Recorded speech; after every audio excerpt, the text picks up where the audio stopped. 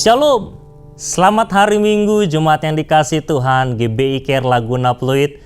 Kembali lagi kita dalam ibadah online untuk sama-sama memuji, menyembah Tuhan, berdoa syafaat, bahkan mendengarkan dan merenungkan kebenaran firman Tuhan. Salam sehat buat kita semua dan salam sehati di dalam Kristus Yesus yang memberikan pertolongan dan kebaikannya dalam setiap hidup kita. Bahkan di tengah-tengah pandemi ini kita percaya Tuhan selalu nyata dalam kehidupan kita. Mari kita mau siapkan hati kita mau sama-sama memuji, menyembah Tuhan dan berdoa syafaat kepadanya. Kita angkat satu pujian yang berkata, kami memuji kebesaran-Mu, ajaib-ajaib Engkau Tuhan. Kami memuji kebesaran-Mu, Engkau ajaib, ajaib Tuhan,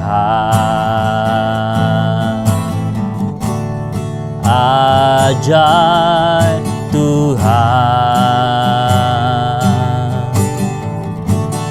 Kami memuji kebesaran-Mu, sungguh Kau ajaib, ajaib Tuhan, ajaib Tuhan. Kami memuji, oh kami memuji kebesaran-Mu, ajaib Tuhan, ajaib Tuhan,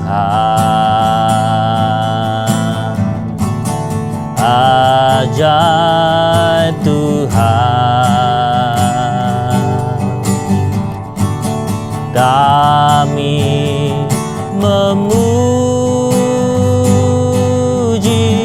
kebesaran-Mu, sungguh Kau ajaib, ajaib Tuhan,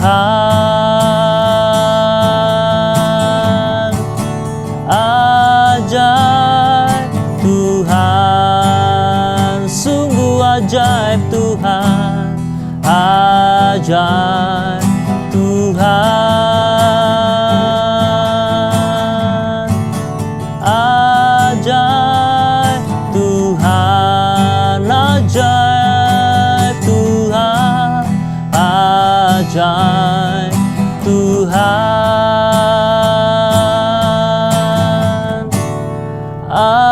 ajaib Tuhan.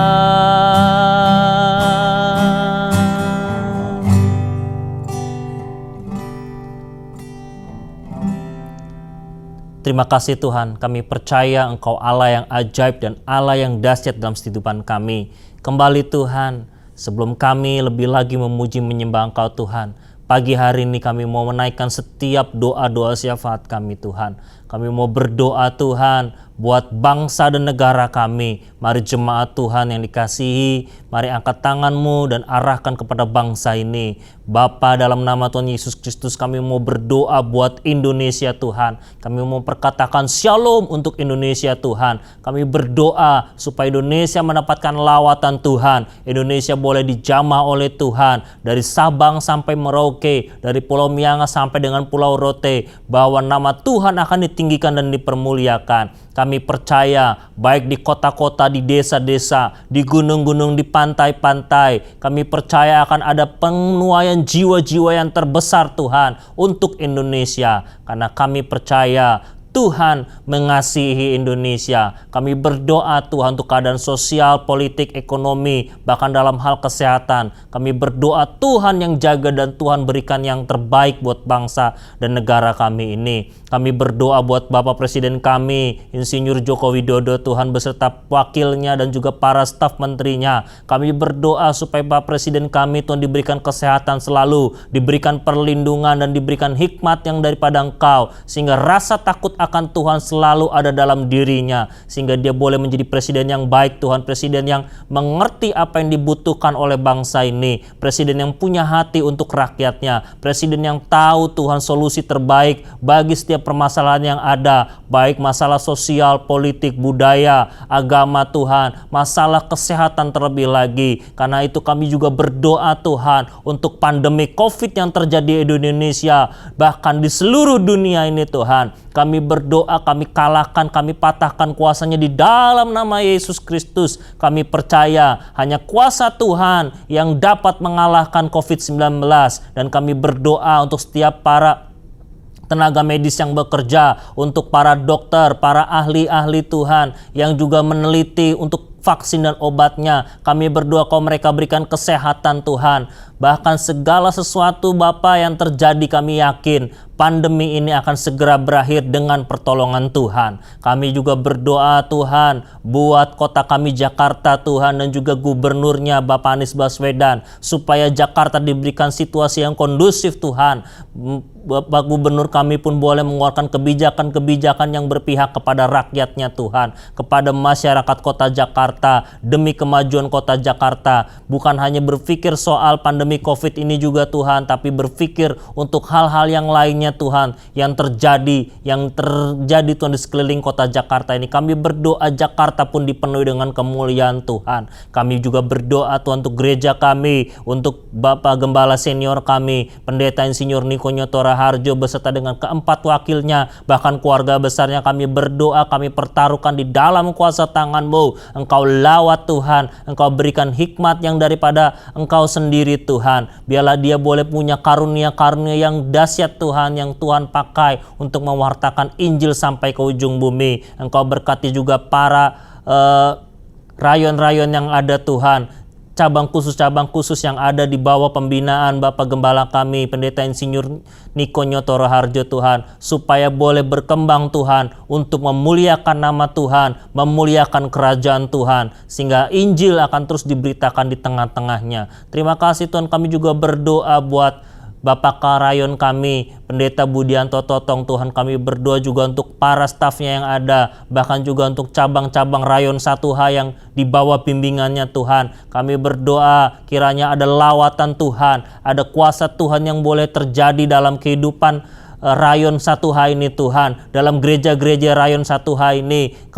Kami berdoa supaya Bapak Budianto Totong pun terus diberikan kesehatan, dan juga Kau lawat supaya memberikan hatinya Tuhan untuk Rayon 1H, boleh memperkirkan Tuhan kerajaan Allah ditegakkan Tuhan di tengah-tengah Rayon 1H ini Tuhan. Dan kami berdoa juga Tuhan untuk gembala kami Tuhan, Bapak Pendeta Aziz Gozali beserta dengan Ibu Gembala kami, Ibu Margaret Tuhan. Kami berdoa Tuhan supaya Bapak dan Ibu Gembala kami sebagai Bapak dan Ibu rohani kami, Kau berikan kuasa-Mu, Kau berikan kekuatan-Mu, Kau jaga kesehatannya Tuhan. Bahkan di tengah-tengah pandemi ini, biarlah beliau Tuhan boleh terus memiliki kesehatan yang prima, dan kami percaya Engkau terus Tuhan memberikan hikmat marifat kepada beliau Tuhan sebagai orang tua rohani kami Tuhan di dalam gereja ini, supaya boleh memberikan yang terbaik bagi anak-anak-Mu Tuhan di tempat ini. Kami percaya Tuhan Kau akan memakai Tuhan Bapak Gembala kami lebih dahsyat lagi. Bahkan juga untuk para staf pengurus yang ada pun kami berdoa. Untuk para jemaat Tuhan yang ada pun kami berdoa. Setiap pergumulan yang terjadi, masalah yang dihadapi, kami yakin Tuhan yang akan berikan jalan keluar. Kami percaya Tuhan, Engkau juga akan mengirimkan jiwa-jiwa bagi gereja kami Tuhan di GBI Care Laguna Pluit, supaya kami yakin Tuhan bahwa nama Tuhan dipermuliakan, ditinggikan di atas muka bumi ini, dan Injilnya akan terus diberitakan sampai ke ujung bumi. Kami berdoa Tuhan, dan kami naikkan doa syafaat ini hanya ke dalam kuasa tangan-Mu. Di dalam nama Tuhan Yesus Kristus kami berdoa dan mengucap syukur. Dan kami juga akan memulai ibadah kami Tuhan, ibadah online pada pagi hari ini, dan kami naikkan hanya kepada satu nama, di dalam nama Tuhan Yesus Kristus. Semua yang percaya bersama-sama katakan amin. Haleluya. Kita percaya bahwa Tuhan ada tengah-tengah kita semua. Dia yang akan melawat kehidupan kita semua. Mari kita mau naikkan satu pujian yang berkata bahwa sungguh indah Tuhan dalam setiap kehidupan kita.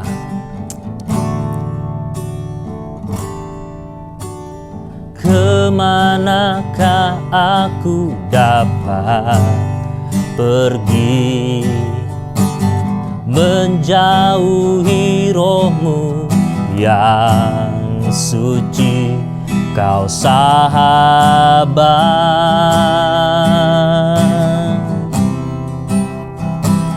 dan kau dekat. Bahkan seluruh pengabdianku Tuhan, bahkan seluruh pengabdianku tak bisa membalas kesetiaanmu, sungguh mulia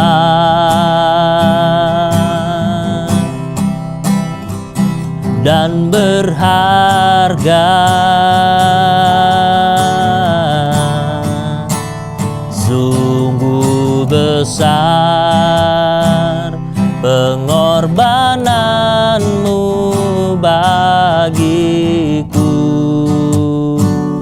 terlalu dalam untuk dimengerti. Sungguh indah,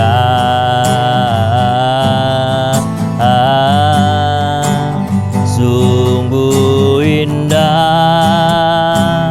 yang kau pikirkan tentangku, tak terselami bagiku. Sungguh indah. Mari naikkan pujian dari awal, katakan, kemanakah aku dapat pergi menjauhi rohmu yang suci, kau sahabat,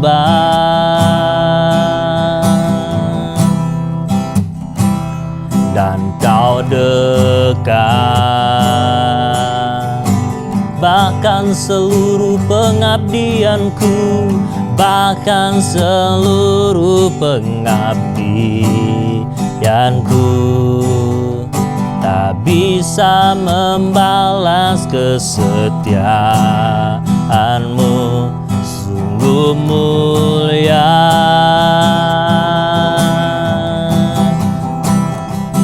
dan berharga. Sungguh besar pengorbananmu bagiku, terlalu dalam untuk dimengerti. Sungguh besar, sungguh indah yang kau pikirkan tentangku, tak terselami bagiku.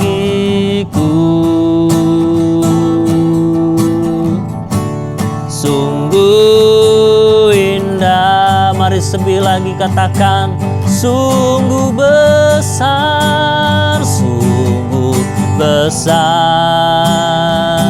pengorbananmu bagiku,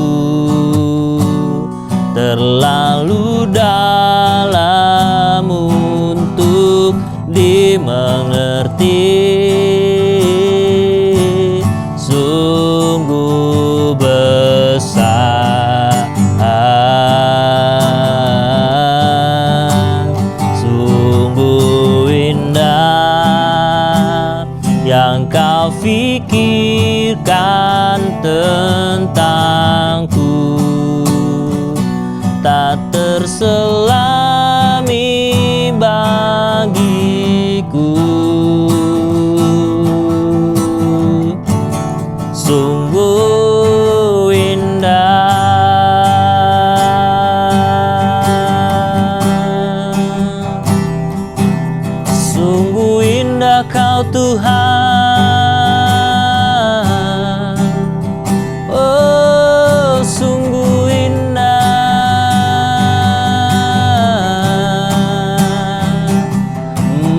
sembah Tuhan, mari tinggikan Tuhan.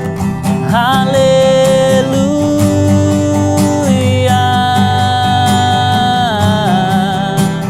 Oh ya Tuhan, kami sembah, kami tinggikan nama-Mu.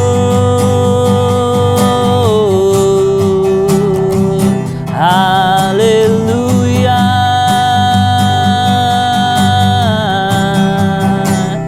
Oh Yesus.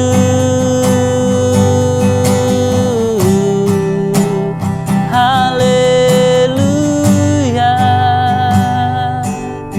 Oh haleluya.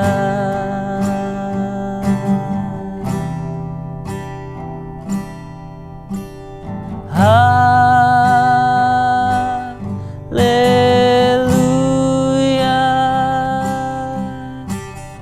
Haleluya.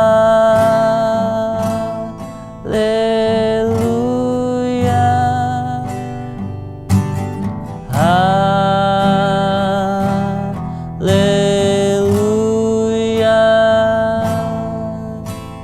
Haleluya. Katakan haleluya. Haleluya.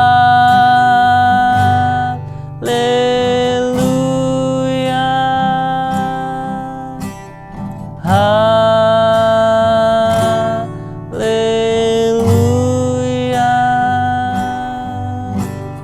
Haleluya.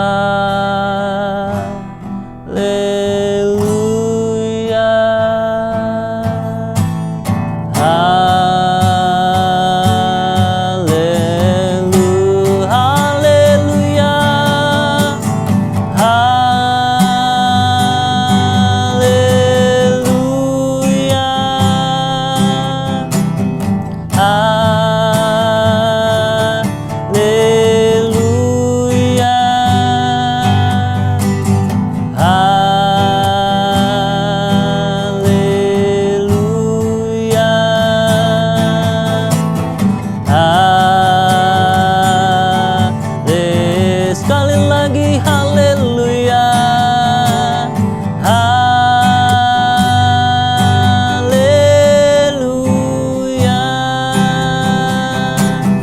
Haleluya.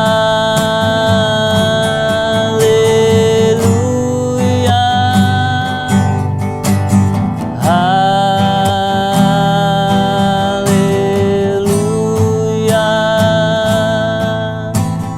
Haleluya.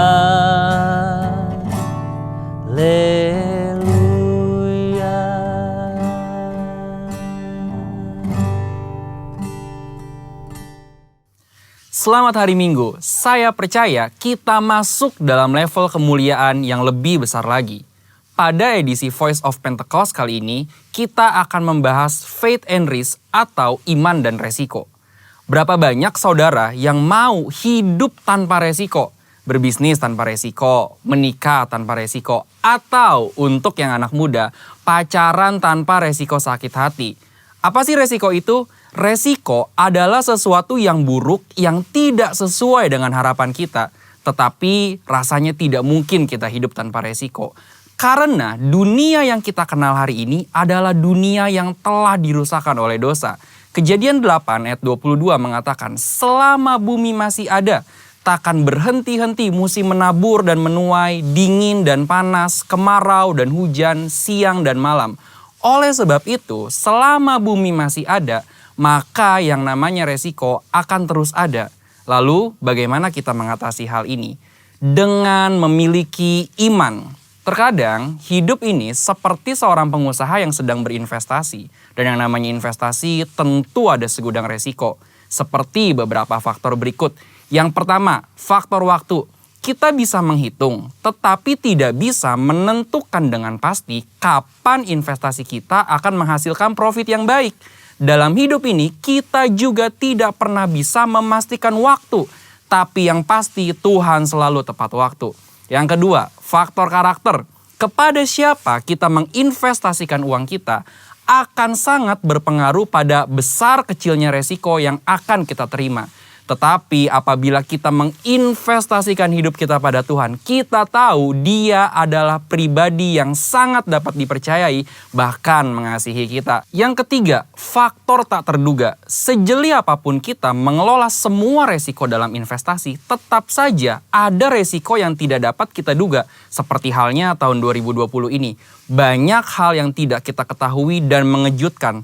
Tetapi Tuhan tahu, maka dari itu memiliki iman menjadi sangat penting.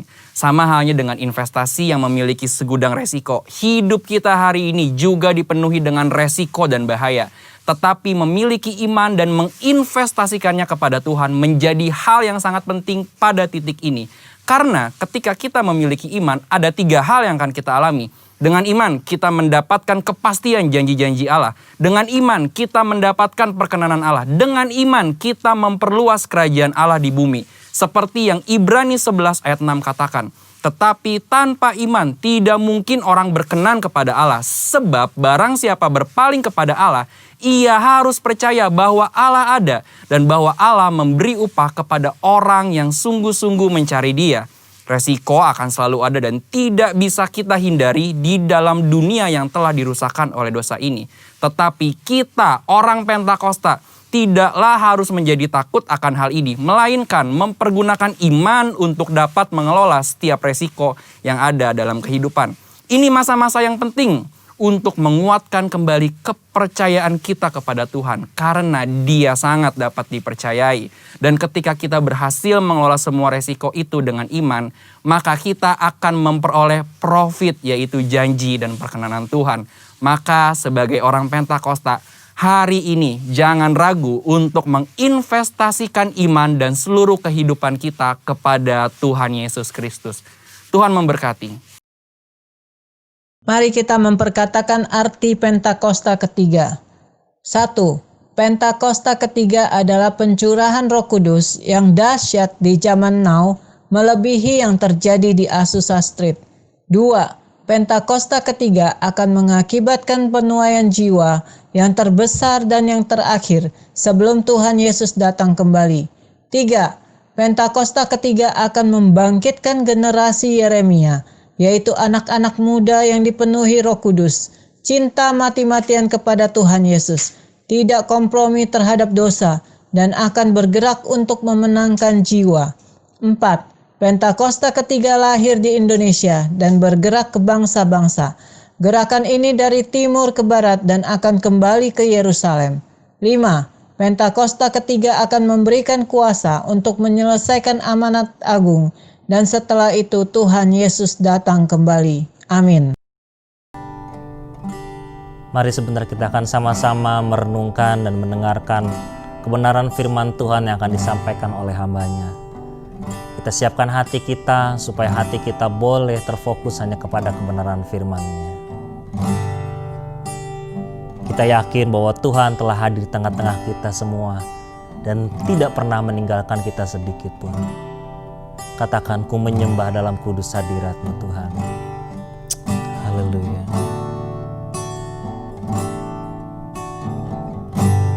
Ku menyembah dalam kudus hadirat-Mu. Hampiri tata kasih karunia-Mu Bapa.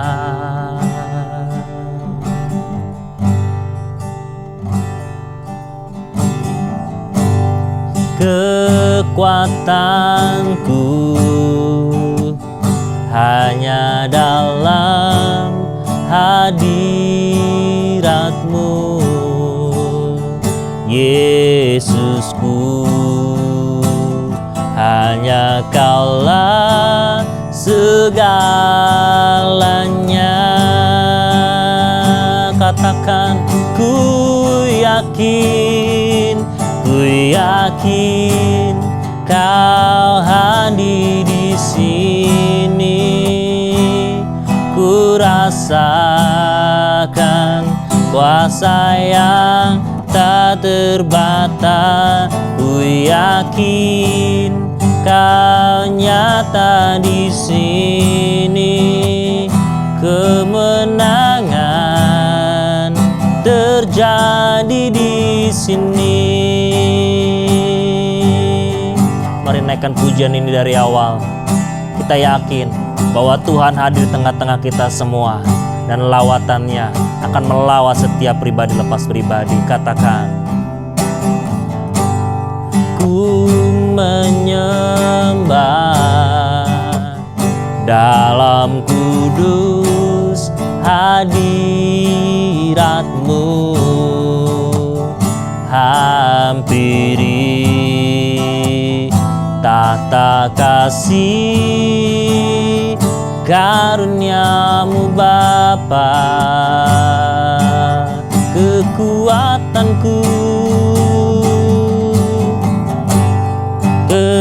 kekuatanku hanya dalam hadirat-Mu, Yesusku.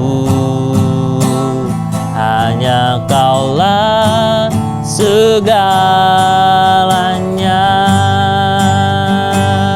Angkat tanganmu, katakan, ku yakin. Ku yakin Kau hadir di sini. Ku rasakan kuasa yang tak terbatas. Ku yakin Kau nyata di sini. Kemenangan terjadi di sini. Segenap jiwa kami Tuhan, segenap jiwaku memuji-Mu. Sungguh besar Kau Yesusku. Segenap hatiku menyembah-Mu. Kau besar, Kau besar, Kau besar, Kau besar.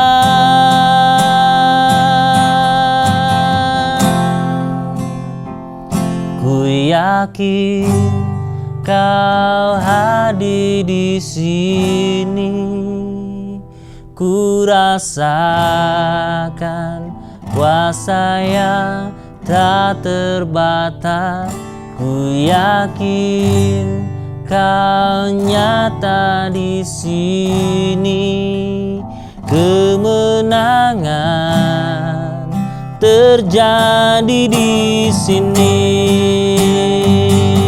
Katakan, ku yakin, ku yakin Kau hadir di sini. Ku rasakan kuasa yang tak terbatas. Ku yakin Kau nyata di sini. Kemenangan terjadi di sini. Kesembuhan, kesembuhan terjadi di sini. Kelepasan, kelepasan terjadi di sini. Oh, kesembuhan, kelepasan, pemulihan terjadi di tengah-tengah kami. Saat kami percaya, saat kami menyembah, oh Yesus. Mari sembah, mari tinggikan, mari muliakan namanya. Yesus, Yesus Tuhan, haleluya. Oh,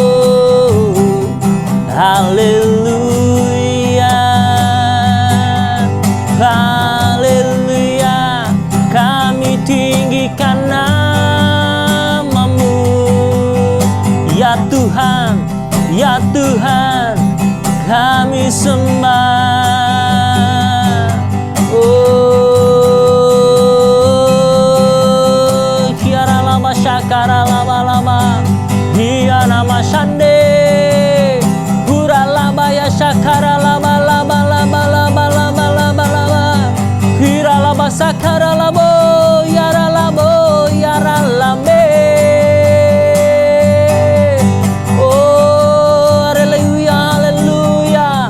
Kiara lama syakara lama yara lama lamo, iya nama Sande, iya nama ya sakara lama yara lambo, iya nama sakara lamo, kira kata sakara lama ya kanara lama yara laga lama syaka, ura lama taka shikiri diri diri yara lamo, shekara lamo yara lambo. Haleluya, haleluya. Oh, ku yakin Kau hadir di sini. Ku rasakan kuasa yang tak terbatas. Ku yakin Kau nyata di sini. Kemenangan terjadi di sini, kesembuhan terjadi di sini, kelepasan terjadi di sini.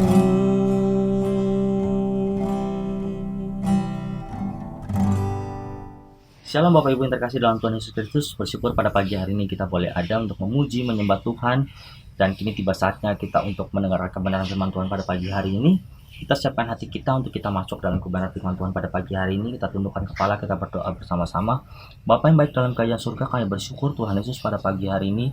Kami sudah memuji, menyembah Tuhan. Kini tiba saatnya kami duduk diam di dalam hadirat-Mu. Kami mendengarkan kebenaran firman-Mu. Urapi hamba-Mu, urapi kami semua Tuhan. Untuk kami keluar sebagai pelaku kebenaran firman-Mu, sehingga firman hamba-Mu taburkan itu semua berasal daripada Engkau, dan kami semua keluar sebagai umat Tuhan pemenang yang melakukan kebenaran firman-Mu. Biarlah Tuhan kami diberikan hikmat, diberikan kekuatan untuk melakukan kebenaran firman-Mu. Pakai hamba-Mu untuk menjadi salam berkat bagi kami semua. Di dalam nama Tuhan Yesus kami bersyukur dan berdoa, haleluya, amin. Shalom Bapak Ibu yang terkasih dalam Tuhan Yesus Kristus. Bersyukur pada pagi hari ini kita boleh ada untuk mendengarkan kebenaran firman Tuhan. Dan pada pagi hari ini saya tidak lagi menyampaikan tentang kitab Yunus, tapi saya akan menyampaikan tentang sebuah tema, yaitu iman dan keadaan. Iman dan keadaan yang saya pakai pada pagi hari ini, saya berikan tema yaitu berasal dari kitab Kejadian, yaitu di dalam 3 pasal, kitab Kejadian 17, 18, dan 21. Banyak orang Kristen Bapak Ibu yang mengerti tentang kata arti iman. Iman berarti sebuah artinya kepercayaan. Nah, kalau kita mengerti tentang iman, itu biasanya diidentikan dengan perasaan. Karena kalau kita beriman, pasti kita memiliki perasaan. Kita memiliki suatu dorongan dari dalam diri kita. Tapi hal ini menjadi keliru Bapak Ibu. Kenapa? Karena terkadang yang penting kita hanya sebagai orang Kristen hanya beriman. Poin pentingnya orang Kristen harus punya iman. Orang Kristen harus percaya. Orang Kristen harus identiknya dengan perasaan. Nah, ini menjadi satu hal yang keliru. Kenapa? Saya kasih sebuah contoh ilustrasi yang paling gampang Bapak Ibu. Yang saya bilang tadi, iman dan keadaan.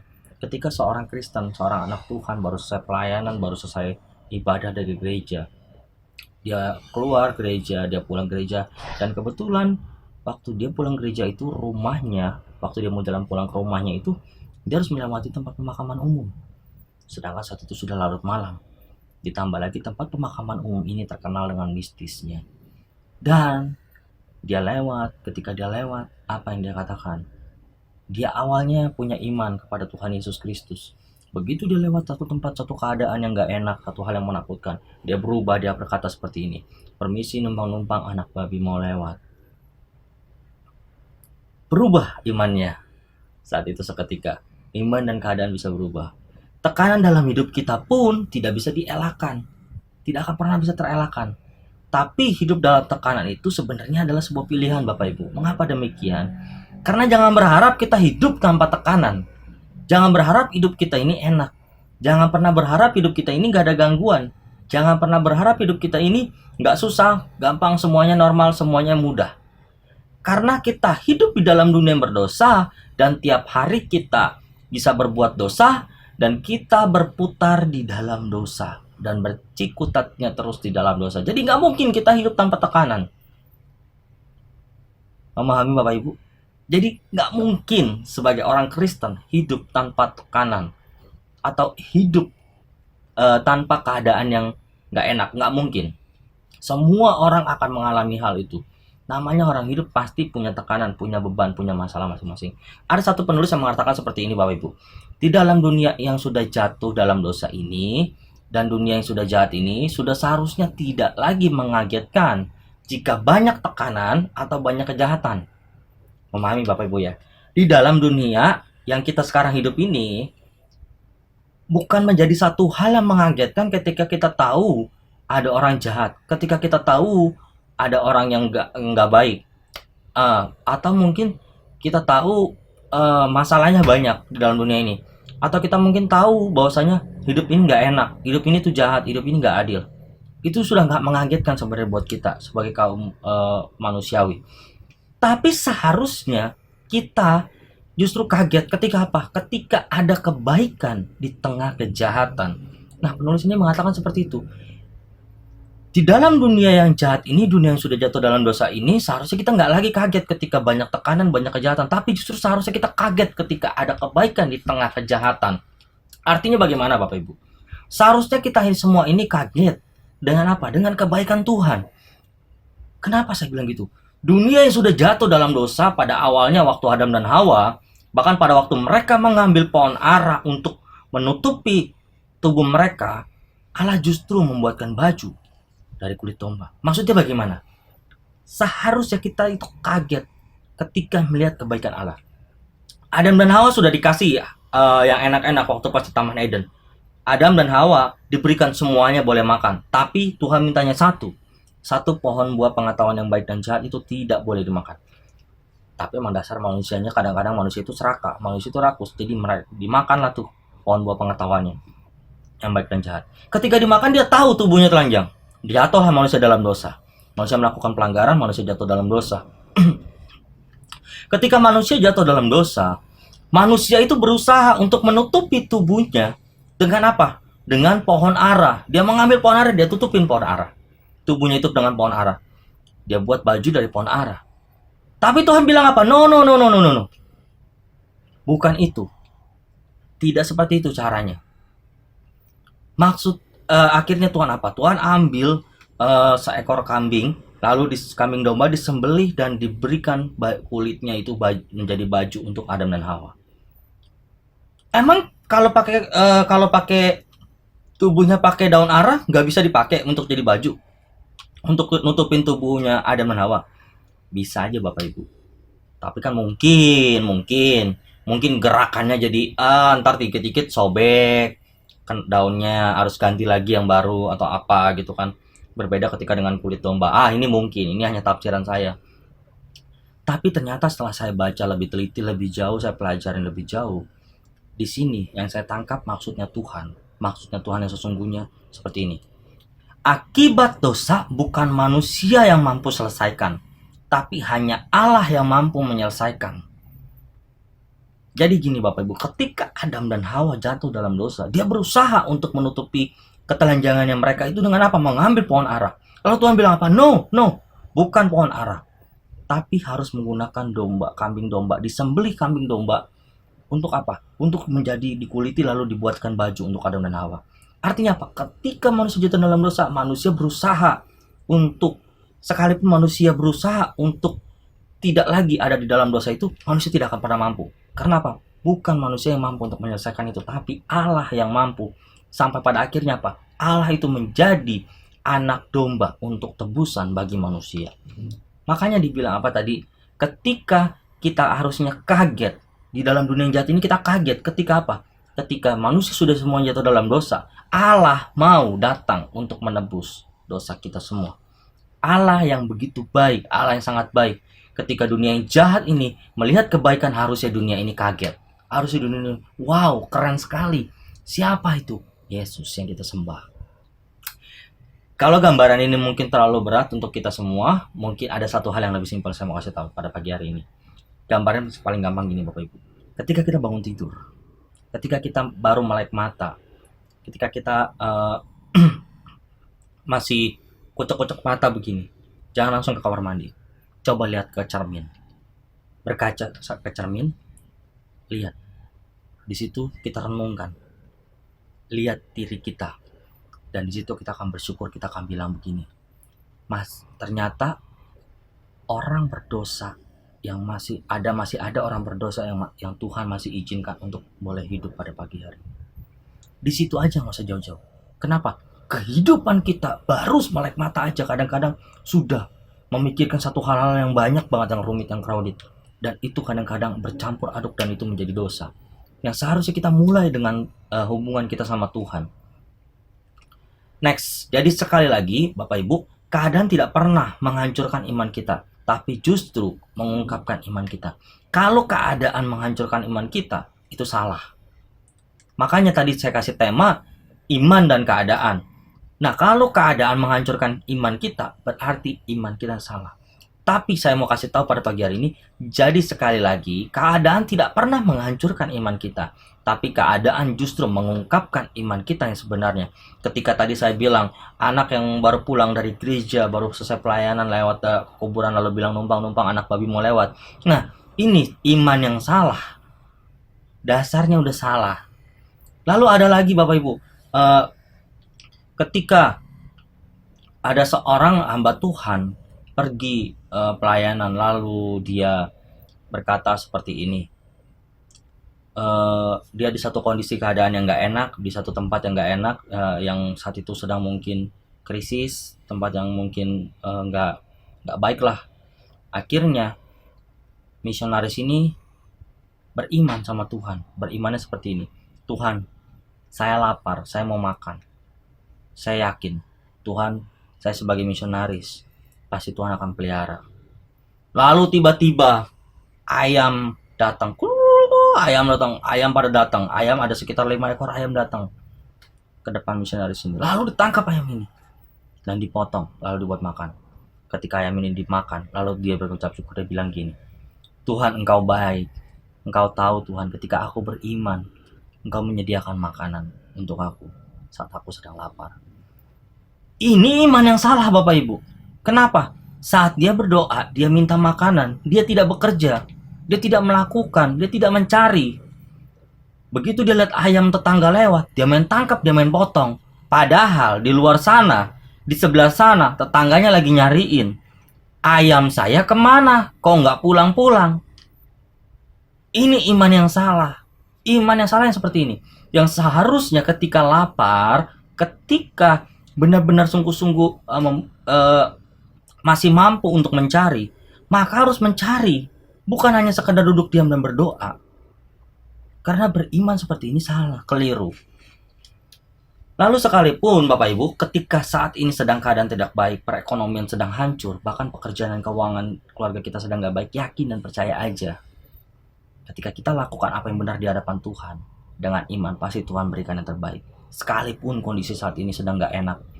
Karena saya mau kasih satu gambaran pada pagi hari ini Bapak Ibu. Keadaan atau kondisi kehidupan itu sifatnya netral. Tapi melalui keadaan yang netral, keadaan yang gak enak, keadaan yang gak baik, justru itu membuat kita semakin bisa melihat kesungguhan iman kita kepada Tuhan. Hal ini yang akan kita pelajarin pada pagi hari ini bersama-sama Bapak Ibu dalam kitab Kejadian 17, kitab Kejadian pasal 17 ayat 17 pasal 18 dan pasal 21. Saya akan tidak membacakan untuk kita semua karena hari ini saya temanya iman dan keadaan. Jadi Bapak Ibu belajar untuk percaya sungguh-sungguh kepada Tuhan dan kepada hamba Tuhan. Jadi saya akan berikan aja sinopsis daripada kitab Kejadian 17, 18 dan 21. Dalam kitab Kejadian pasal 17, Tuhan meneguhkan kembali perjanjiannya dengan Abraham. Kenapa Tuhan teguhkan perjanjiannya Bapak Ibu? Itu kan pertanyaannya kan. Di sini Tuhan teguhkan kembali perjanjiannya. Saya mau kasih sinopsis ya, saya masih kasih gambaran kesimpulannya di kitab Kejadian pasal 17. Kenapa? Karena Bapak Ibu, di kitab Kejadian pasal 16, Abraham melakukan kesalahan. Kesalahannya apa? Yaitu dia menikahi gundiknya yang bernama Hagar. Ini sinopsisnya di kitab Kejadian pasal 17. Lalu di pasal 18 apa lagi? Sinopsisnya seperti ini. Allah khusus dan berfokus pada satu perjanjian, yaitu perjanjian anak kepada Abraham. Jadi fokusnya Allah di pasal 18 ini, yaitu fokus perjanjian Abraham dan Allah, yaitu tentang apa? Tentang perjanjian bahwasanya keturunan Abraham akan banyak. Keturunan Abraham bahkan ditambah. Dia akan memiliki anak yang bernama Ishak. Terus apalagi? Dari keturunan Abraham akan timbul raja-raja. Pasal 21, Tuhan menggenapi apa yang Tuhan janjikan kepada Abraham. Apa kita pahami pasal 17 merupakan kisah daripada pasal 16? Benar dong, ya pasti. Apa yang kita pahamin tadi di pasal 17 yaitu tentang bahwasanya Tuhan meneguhkan kembali perjanjian dengan Abraham. Nah, ini merupakan kisah berkesinambungan dengan kisah yang di pasal 16. Di pasal 16 ada satu kisah yang begitu berat. Itu apa? Abraham gagal memegang janji Tuhan. Pada waktu kapan? Pada waktu Sarah berkata kepada Abraham, berkata seperti ini, Koko, atau mungkin Mas, atau AA, atau apa, atau mungkin biasa panggilannya Koko, kenapa?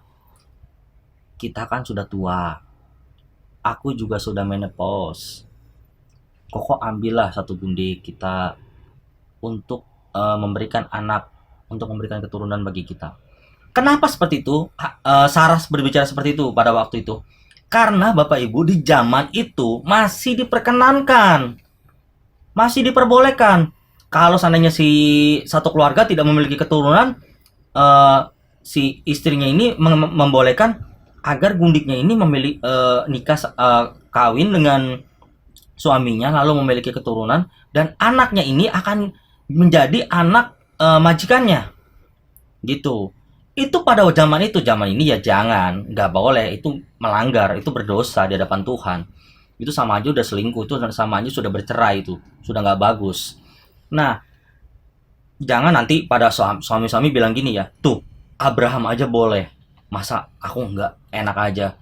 Itu pada masa itu, kalau mau seperti itu ya kembali pada masa itu, kembali pada zamannya Abraham, jangan kembali pada zaman sekarang. Oke, Bapak Ibu, kita kembali ke topik. Jadi pada waktu itu memang Sarah ngomong seperti itu. Jadi diperbolehkan. Di ayat 16 ini satu kisah yang benar-benar berat sebenarnya. Satu kisah di mana yaitu Abraham gagal memegang janji Tuhan. Padahal Abraham sudah tahu Tuhan adalah Allah yang memimpin bangsa Israel yang akan keluar dari tanah Mesir, dan Abraham ini tahu bahwasanya Allah ini Allah yang setia, Allah yang memegang janji. Tapi Abraham gagal memegang janji Tuhan. Hal ini menjadi sebuah pelanggaran. Kenapa Bapak Ibu? Karena kita terkadang seperti ini, berkata seperti ini. Bapak Abraham itu adalah tokoh iman. Bapak Abraham ini adalah tokoh iman yang luar biasa. Kenapa? Kalau menurut saya jadi salah. Bayangin Bapak Ibu, kalau seandainya kita baca kitab Kejadian ini, ternyata Bapak Abraham ini ternyata justru gagal dalam iman. Bahkan kalau Bapak Ibu tahu, ketika ini saya tidak sambungkan, tapi ini yang saya sedikit tangkap, memang Abraham punya iman. Ketika Abraham sudah mendapatkan anak yaitu Ishak, itu Tuhan pun uji berkali-kali apakah Abraham mampu menunggu janjinya Tuhan. Jadi ketika Abraham sudah dapatkan anaknya Ishak, lalu Abraham diminta sama Tuhan untuk anaknya itu dikorbankan bagi Allah, bagi Tuhan Allah Yahweh pada waktu itu. Dan Abraham pergi sama Ishak. Ini Abraham punya iman yang luar biasa. Abraham pergi sama Ishak, ngajak Ishak naik ke atas gunung. Lalu Ishak akan disembelih.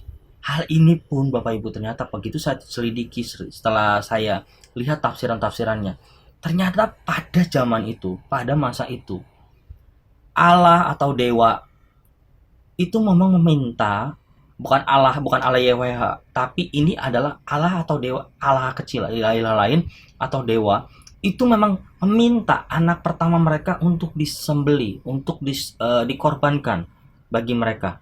Ada satu lembah yang bernama atau gunung yang bernama Gehenom. Gehenom itu ada artinya neraka atau lembah yang mengerikan lah. Di sana terdapat tangisan, terdapat kertak gigi, dan bahkan itu satu lembah yang menyakitkan untuk setiap orang tua, karena mereka harus menyaksikan anak pertama mereka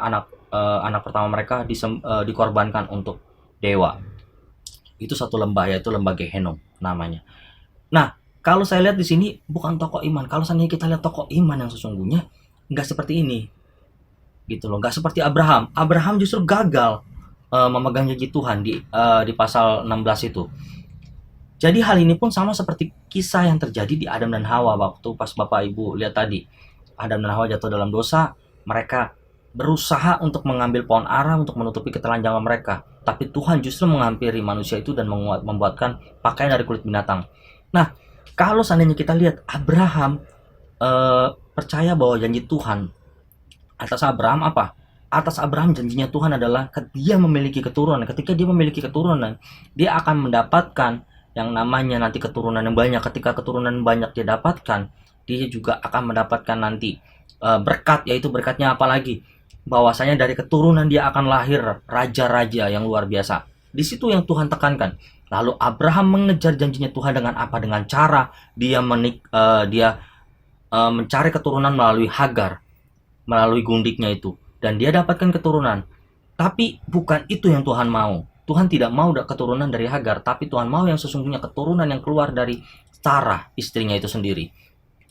Jadi Bapak Ibu, ada sebuah ilustrasi yang tadi saya daripada poin ini saya mau kasih tahu bahwasanya ketika seorang hamba Tuhan pergi, dia berkhotbah, lalu ada seorang ibu, dia ngomong sama hamba Tuhan ini setelah selesai khotbah, lalu dia bilang gini, "Pak, tolong dong, tolong anak saya." Ini berbicara tentang iman. "Tolong anak saya, Pak." Kenapa? Anak saya dulu pelayanan, anak saya dulu full banget setiap minggu ke gereja, bahkan dari pagi sampai sore dia pelayanan full. Lalu sekarang Pak, anak saya sudah nggak lagi ke gereja, anak saya sudah jauh daripada Tuhan, dia hidupnya sudah mulai jauh menyimpang daripada firman Tuhan. Lalu sang hamba Tuhan ini bertanya, "Apakah anak ibu sudah sungguh-sungguh sudah pernah percaya Tuhan Yesus?" Ibunya menjawab, "Sudah." "Apakah anak ibu sudah mendengar tentang Injil keselamatan dan Injil tentang kebangkitan Tuhan Yesus?" "Sudah."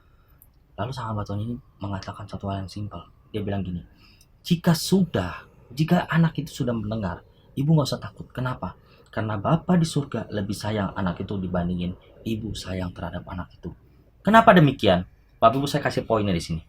Karena Tuhan yang pernah menebus kita dari dosa, karena Tuhan yang sudah menebus anak itu dari dosa, dia akan lebih menyayangkan anak itu atau kita terhilang ketika kita jauh dari dia.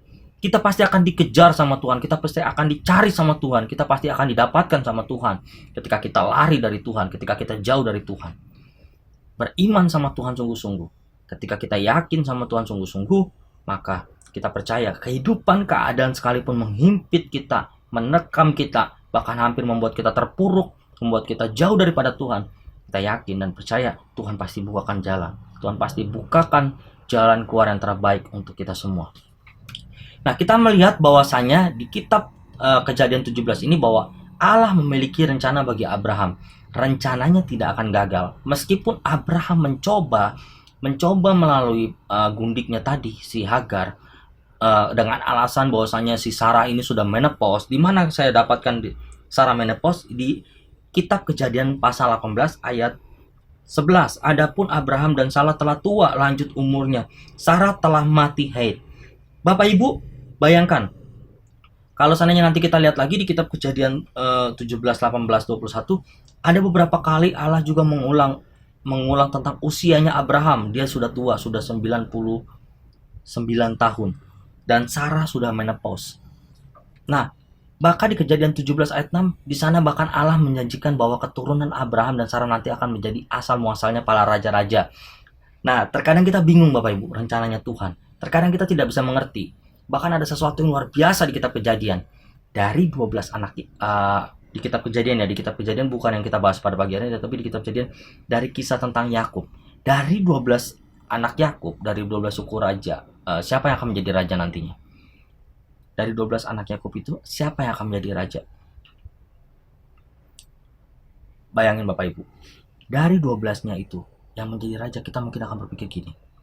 Kita akan menjawab semua setuju bahwasanya yang menjadi raja adalah Yusuf. Betul gak? Yusuf akan menjadi raja. Oke, saya simpelkan lagi. Dari antara Yusuf dan Yehuda, siapa yang akan menjadi raja? Siapa yang akan Bapak Ibu pilih untuk menjadi raja? Pasti Bapak Ibu akan memilih Yusuf. Kenapa? Yusuf orangnya luar biasa menjaga iman, apalagi menjaga kesalehannya. Yusuf disodorin Tante Poti, dia nggak mau.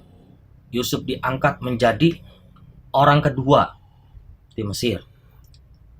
Siapa coba kalau seandainya di sini ada ada ibu-ibu yang punya anak perempuan, ada tante-tante mungkin yang punya anak perempuan, ada ayah-ayah mungkin yang punya anak perempuan. Siapa yang nggak mau kalau seandainya disuruh pilih antara Yusuf dan Yehuda?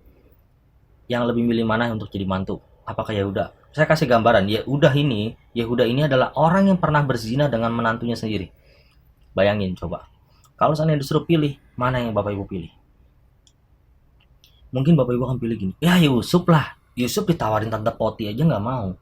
Yusuf ditawarin wanita cantik, wanita yang punya kedudukan aja nggak mau. Yehuda, bahkan dia berzina dengan menantunya sendiri. Itu pemikiran kita. Tapi Bapak Ibu, waktu pas Yakub memberkati anak-anaknya, justru Yakub memberkati Yehuda dengan berkata seperti ini di kitab Kejadian 49 ayat 8 sampai 10. Bahwasanya saya simpelkan, percaya, maka tadi saya bilang beriman berarti percaya. Percayanya seperti ini Bapak Ibu, percaya sama Tuhan, percaya kepada hamba Tuhan. Saya gambarkan simpulnya, saya bikinkan sinopsis yang simpel-simpel aja supaya cepat. Di Kejadian 49 ayat 8 sampai 10, bahwasanya di situ dikatakan Yakub memberkati Yehuda dan dia memberkati dengan berkata bahwa tongkat kerajaan tidak akan berpaling daripada Yehuda. Yusuf tidak diberkati seperti itu, anak-anak lain tidak diberkati seperti itu, tapi khusus untuk berkat untuk Yehuda seperti itu. Dalam hal ini Tuhan mau ajarkan kepada kita apa?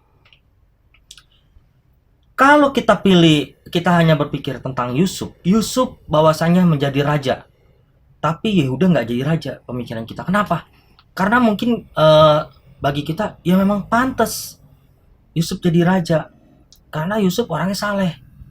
Itu tapi jadi hal yang biasa-biasa. Tapi Tuhan kasih pengajaran yang luar biasa ketika Yehuda diangkat menjadi raja. Bahkan dari Yehuda lahir nanti Raja Daud. Raja Daud lahirlah terakhir Mesias. Ketika Tuhan memilih seseorang, ketika Tuhan menunjuk seseorang untuk menjadi raja, ada intervensi Tuhan, ada cara Tuhan untuk menggapai perjanjian itu, untuk menggenapi perjanjian Tuhan. Nah, ketika Yehuda diangkat jadi raja, ada satu hal yang Tuhan mau ajarkan buat kita semua, yaitu apa? Bahwasannya untuk menggenapi rencana Allah, untuk menggenapi satu rancangannya Allah, hanya diperlukan satu. Bukan hanya iman, tapi anugerahnya Allah. Makanya di kitab Yunus juga kita belajar kemarin, bahwasanya di antara semuanya itu, yang terpenting apa? Yunus mendapatkan anugerah dan kasih Allah. Terlebih lagi, kota Niniwe. Itu anugerahnya adalah keselamatan daripada Allah. Nah, kita akan kembali ke poin di kitab Kejadian ini. Di teks 17 ayat 17, kita lihat bahwasanya di sana lalu tertunduklah Abraham dan tertawa serta berkata dalam hatinya, mungkinkah bagi seorang yang berumur 100 tahun dilahirkan seorang anak, dan mungkinkah Sarah yang telah berumur 90 tahun itu melahirkan seorang anak? Bapak Ibu, ada dua hal yang berbeda di kitab Kejadian 17 ini. Yang pertama, ketika Abraham tertunduk, Abraham tertawa. Abraham tertawa dan Abraham bertanya sama Tuhan. Abraham punya keraguan di sini. Mungkinkah? Ini keraguannya Abraham. Padahal Abraham tadi udah punya iman ya. Dia yakin bahwasanya Allah tidak akan memegang teguh janjinya. Tapi sebagai manusia biasanya dia akan memiliki cara lain, yaitu Sarah memiliki cara lain. Dengan apa? Dengan keadaan Sarah itu menopause, Abraham ini sudah tua, keadaannya nggak enak, ya Abraham punya iman tapi posisinya lagi nggak enak nih, ya udah pakai jalan yang lain, jalan pintas yang lain untuk menggenapi rencana Allah, yaitu apa? Ya udah ambil gundik, dia punya anak, ya udah nanti Tuhan akan genapi rencananya. Enggak begitu seperti itu. Ketika kita lihat seperti ini Bapak Ibu, lalu Abraham tertawa di ayat 17. Abraham tertawa. Abraham tertawa di sini bagi saya itu adalah sebuah keraguan semata. Tapi berbeda ketika Sarah tertawa. Sarah tertawa di mana? Di Kejadian 18 ayat 12. Jadi tertawalah Sarah dalam hatinya. Katanya, akan birahikah aku setelah aku sudah layu, sedangkan tuanku sudah tua? Sarah tertawa dalam hatinya. Lalu ayat 13. Lalu berfirman Tuhan kepada Abraham, mengapakah Sarah tertawa dan berkata, sungguhkah aku akan melahirkan anak, sedangkan aku telah tua? Adakah sesuatu pun yang mustahil bagi Tuhan pada waktu yang telah ditetapkan itu? Tahun depan aku akan kembali mendapatkan engkau. Pada waktu itulah Sarah mempunyai seorang anak laki-laki. Lalu Sarah menyangkal, katanya, aku tidak tertawa sebab ia takut. Tetapi Tuhan berfirman, tidak, memang engkau tertawa. Maksudnya bagaimana Bapak Ibu? Ketika di ayat 15 dikatakan, di ayat 12, Sarah tertawa di dalam hatinya. Di ayat 15, sebenarnya Tuhan tahu Sarah itu tertawa di dalam hati, menertawakan Tuhan. Tapi di ayat 15, Sarah menyangkal lagi. Paling parahnya, Sarah menyangkal. Sarah ini nggak percaya sama Tuhan, lebih parahnya. Sarah ini nggak beriman sama Tuhan. Kenapa? Udah dia tertawa, ditambah dia nyangkal lagi. Maka itu Bapak Ibu, saya menganggap dengan sesungguhnya bahwasanya kisah Abraham ini melihat bahwasanya berapa kali Tuhan mengungkapkan usia Abraham tadi. Beberapa kali Tuhan mengajarkan tentang Sarah yang menopause. Tapi sesungguhnya di sini kita belajar bahwa tidak ada mustahil bagi Tuhan ketika Tuhan sudah berjanji untuk kita semua. Tidak ada sesuatu hal yang mustahil, sekalipun keadaan itu nggak mungkin bagi manusia. Nggak mungkin lah seorang yang sudah tua, sudah lanjut usia, sudah menopause bisa melahirkan. Percaya dan milikilah iman yang benar di dalam masa sulit sekalipun. Penyertaan Tuhan tetaplah sempurna untuk kita semua. Bisa dalam bentuk kesehatan, ataupun dalam bentuk yang bisa lebih dekat, atau bisa melihat hal yang lain-lain. Kenapa saya bilang seperti itu Bapak Ibu? Ada satu contoh yang paling simpel di masa corona seperti ini Bapak Ibu. Saya mau kasih gambar untuk menutup kebenaran firman Tuhan pada pagi hari ini Bapak Ibu. Gambaran simpel. Gini, di masa corona seperti ini, semua sekolah diliburkan. Semua sekolah di-off-kan dan hanya sekolah melalui media online. Sekolah melalui media online sebenarnya nggak enak. Nggak enaknya di mana? Nggak enaknya seperti ini Bapak Ibu. Terkadang yang menjadi satu hal yang membuat para ibu-ibu capek, yaitu apa? Ketika mereka sekolah online, ibu-ibunya ini harus ikut sekolah, harus ikut mengajarin anak-anaknya dari nol. Jadi gurunya hanya memberikan satu pelajaran melalui online, lalu sisanya orang tuanya mengajar di rumah. Bayangin, double job. Udah ngurusin keluarga, ini ngurusin lagi studi anaknya. Maka saya kasih tahu, sekalipun terkadang keadaan itu nggak enak, sekalipun keadaan itu di masa pandemi ini membuat ibu-ibu dan orang-orang tua terkadang ngeluh, terkadang double job. Tapi percaya, ketika kita miliki iman yang benar, sekalipun di masa sulit sekalipun, penyertaan Tuhan tetap sempurna untuk kita semua. Itu hanya satu gambaran tentang ibu-ibu yang berada di masa pandemi saat ini. Mereka yang berjerih lelah, berjuang keras untuk tetap anaknya bisa studi. Tapi jangan berdoa untuk saat ini ya, agar cepat-cepat sekolah dibuka. Jangan dulu ya Bapak Ibu. Karena apa? Karena kalau seandainya sekolah dibuka, anak-anak Bapak Ibu masuk sekolah ya, kondisi virus masih di luar sana masih banyak. Kita sama-sama mengimani satu, yaitu ketika kita mengimani bahwasanya virus ini akan segera selesai, virus ini akan segera berlalu, dan kita percaya kehidupan kita semuanya akan normal. Sehingga kita mengambil satu hal yang positifnya aja, positifnya yang pada pagi hari ini. Jadi nggak perlu ngeluh Bapak Ibu ketika harus belajar di rumah, mengajarkan anak-anak, harus double job ketika dalam kondisi seperti ini. Ya nggak perlu ngeluh, mungkin Tuhan mau ngajarin satu hal yang luar biasa untuk kita semua, yaitu apa? Kita bisa lagi mengingat pelajaran-pelajaran masa kecil. Mungkin juga Tuhan bisa kasih satu hal yang baik, yaitu apa? Yaitu kita bisa melihat tumbuh kembang daripada anak kita itu sendiri secara pribadi. Jadi Bapak Ibu, pada pagi hari ini kita bersyukur sekalipun di tengah keadaan sulit sekalipun, iman kita tetap terpelihara, iman kita tetap terjaga, iman kita tetap percaya sama Tuhan Yesus Kristus, tidak terkalahkan oleh keadaan. Iman kita tidak fokus pada keadaan. Baik, saya simpulkan khotbah saya pada pagi hari ini, keadaan tidak pernah menghancurkan iman kita, tapi keadaan justru mengungkapkan iman kita yang sesungguhnya kepada Tuhan Yesus Kristus. Amin untuk kebenaran firman Tuhan pada pagi hari ini. Kita tundukkan kepala, kita berdoa. Bapa, kami bersyukur pada pagi hari ini Tuhan, kami boleh ada untuk belajar tentang satu kebenaran Bapa, yaitu tentang iman dan keadaan. Kami percaya Tuhan, sekalipun kondisi saat ini sedang tidak baik Tuhan, perekonomian sedang kurang baik, bahkan kehidupan di keluarga kami mungkin pribadi lepas pribadi juga sedang tidak baik. Kami percaya Tuhan, ketika kami bersandar sama Tuhan, ketika kami mengandalkan, memiliki iman yang benar di hadapan Tuhan untuk berserah penuh kepada Tuhan, dan kami percaya hari ini Tuhan akan memberikan kami kekuatan, Tuhan akan menolong kami, Tuhan akan memberikan penyegaran kepada kami, sehingga kami yang saat ini sedang berbeban lesu Tuhan, kami percaya Tuhan akan memberikan kekuatan yang baru, akan memberikan pertolongan yang baru. Kami yang sedih Tuhan akan hiburkan, kami yang sedang berjerih lelah, kami percaya Tuhan akan ada tenaga dan kekuatan yang baru daripada Tuhan.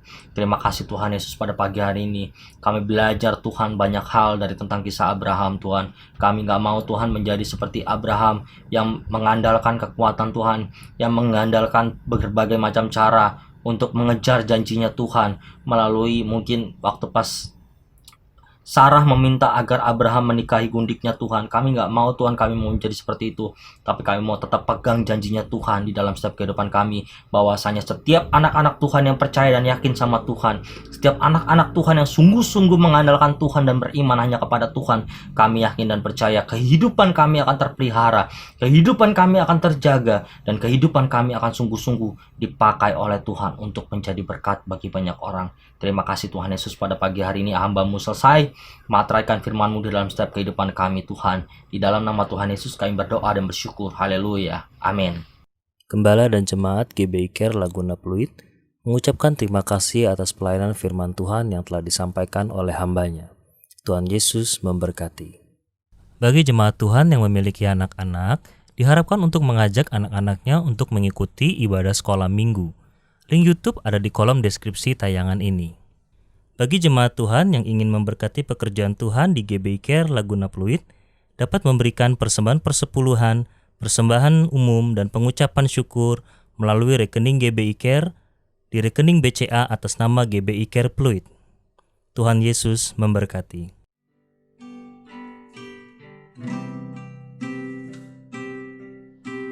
Mari kita mengangkat tangan kita. Umat yang dikasih Tuhan, terimalah berkat, sukacita, damai sejahtera, kasih karunia yang begitu besar daripada Allah Bapa yang telah diberikan kepada kita masing-masing melalui anak yang tunggal, yaitu Tuhan kita Yesus Kristus, di dalam pertolongan, penghiburan, dan persekutuan dengan Roh Kudus menyertai kita pada saat ini, bahkan sampai Tuhan datang menjemput kita di awan-awan, bahkan sampai selama-lamanya. Mari kita yang percaya, kita katakan sama-sama, amin.